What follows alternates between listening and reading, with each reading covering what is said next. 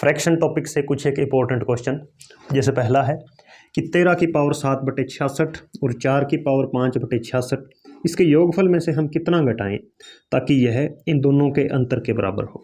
इन question की statement समझें कि इन दोनों के जोड़ में से हम क्या माइनस करें कि जो माइनस कर रहे हैं वह इन दोनों के अंतर के ही बराबर हो। तो इसको सोल्व करने के दो तरीके हैं। एक तो लंबा तरीका होगा कि पहले हम इन दोनों का जोड़ करें और उसके बाद इन दोनों का अंतर करेंगे, जो अंतर आएगा उसको जोड़ में से माइनस कर दें। तो ये तो लंबा तरीका हो जाएगा, टाइम भी इसमें काफ़ी लगेगा। एक इसकी ट्रिक लगा सकते हैं हम, और ट्रिक बेहद आसान होगी, लेकिन ट्रिक समझने से पहले कुछ एक छोटे एग्जांपल लेते हैं। जैसे दो नंबर आपको दे दिए, एक नंबर है 12 और एक है 10। आपको कहे कि इन दोनों के योगफल में से कितना घटाएं कि यह इन दोनों के अंतर के ही बराबर हो। तो यहाँ हमारी जो ट्रिक होगी वो होगी 2 गुणा छोटी संख्या।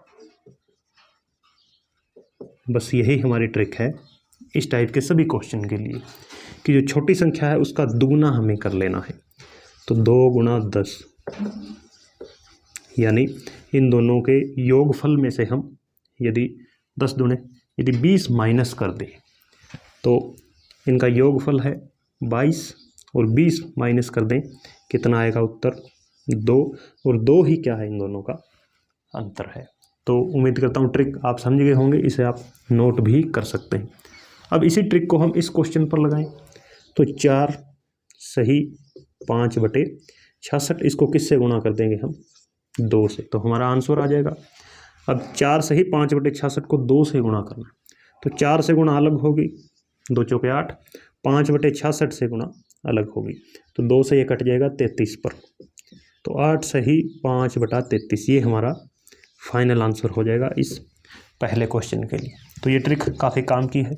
उसके बाद दूसरा क्वेश्चन 6/11, 13/18, इस तरह से 5 फ्रैक्शन हमें दी हैं और हमें सबसे छोटी पूछा है। तो जैसे जितनी ज़्यादा फ्रैक्शन होती हैं और नंबर भी इतने ज़्यादा बड़े नहीं हैं, तो हम सीधे डेसिमल फाइंड आउट कर सकते हैं, या यूँ एक काम और कर सकते हैं कि सभी के पीछे 0 लगा दें, 150, 190, 50। अब नीचे वाली संख्याओं का भाग दे देते हैं।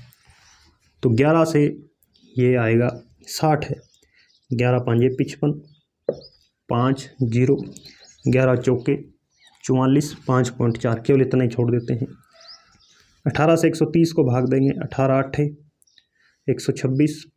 अब 8 चूँकि इससे बड़ा है तो आगे पॉइंट की हमें निकालने की आवश्यकता नहीं, क्योंकि हमें केवल एक छोटी ही ज्ञात करनी है। 22 छिक्के 132 होते हैं, तो 6 पॉइंट कुछ आ जाएगा।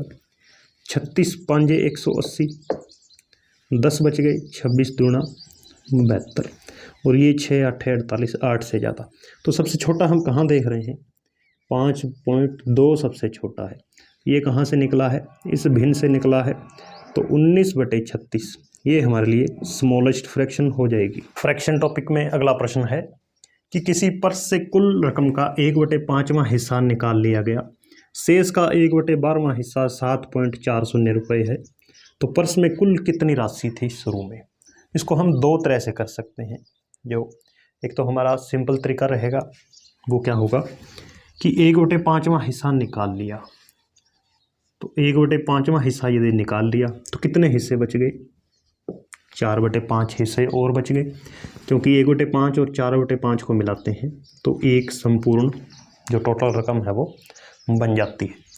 तो 1/5वां निकाल लिया, कितनी बच गई, 4/5 भाग राशि बच गई, ये है शेष। इसका 1/12 का मतलब हो जाएगा गुणा 1/12 हिस्सा, ये क्या है 7.4 इतने रुपए।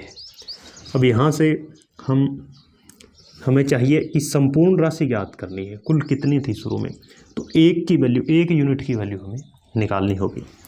तो ये हो जाएगा 4 तिये 12, 1/15 बराबर 7.4, 15 की गुणा हो जाएगी 7.40 गुणा 15, 15 0 0, 15 चौके 60 हासिल 6, 15 7 105 और 6 111, तो 111 रुपये शुरू में पर्स के अंदर राशि थी। एक तो ये तरीका है, या आप एलसीएम लेकर कर सकते हैं कि 1/5 हिस्सा निकाल लिया और 1/12वां हिस्सा आगे दे रखा है शेष का। तो 12 और 5 इनका एलसीएम होता है 60।